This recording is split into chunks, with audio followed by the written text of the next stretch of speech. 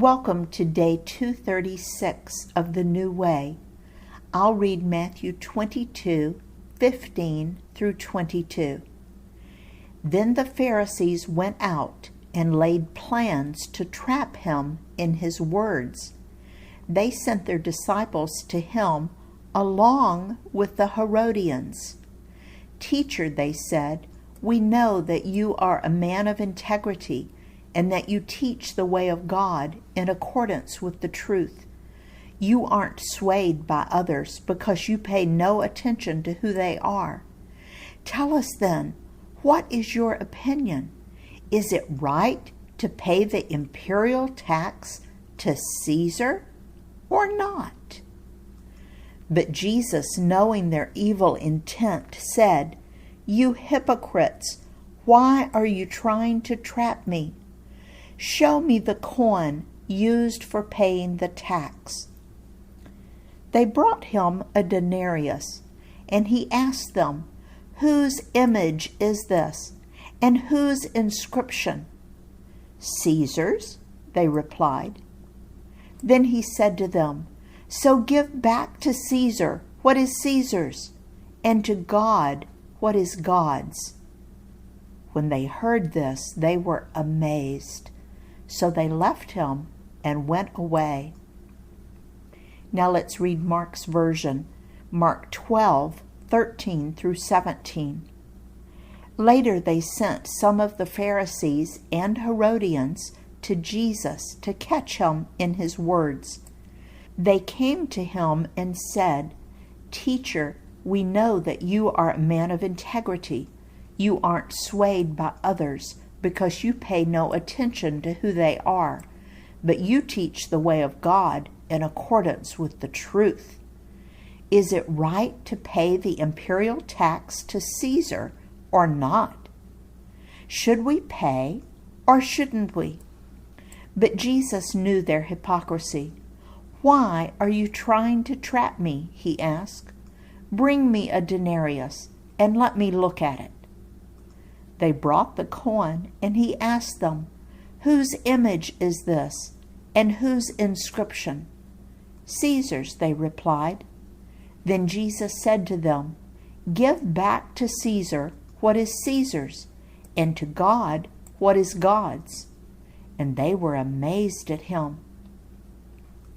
Now let's look at Luke's version, Luke 20:20 through 26.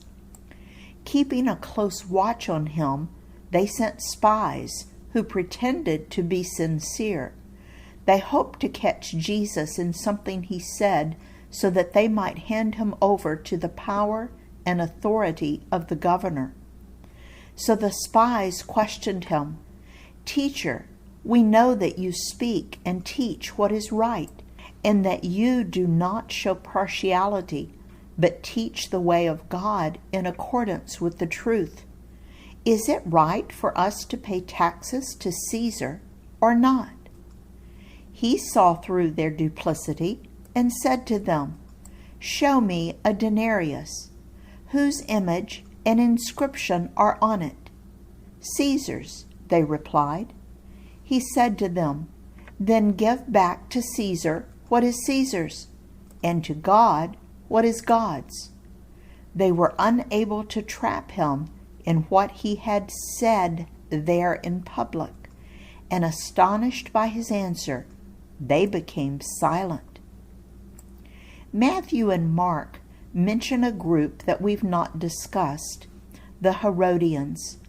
This was a political party who were trying to get Herod to be their king.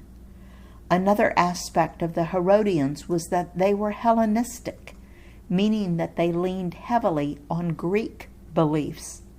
So let's see if we can put this all together. Herodians were a group of Jewish men who followed Greek religious practice or polytheism and Greek culture, who banded together to overthrow Rome and establish Herod as their king. Okay, now my first question is, why were the Pharisees, a group of Jewish men who were supposed to be following God, working with the Herodians. There's an old phrase that comes to mind: you are known by the company you keep. Be careful who you hang out with. Notice that at first they started out with flattery. Be on your guard when someone starts out with flattery. They may be trying to trap you.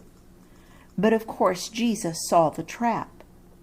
We've defined hypocrisy before as saying one thing and doing or believing something different. The Pharisees had failed to find anything wrong with Jesus' teachings, so that now they ask a political question.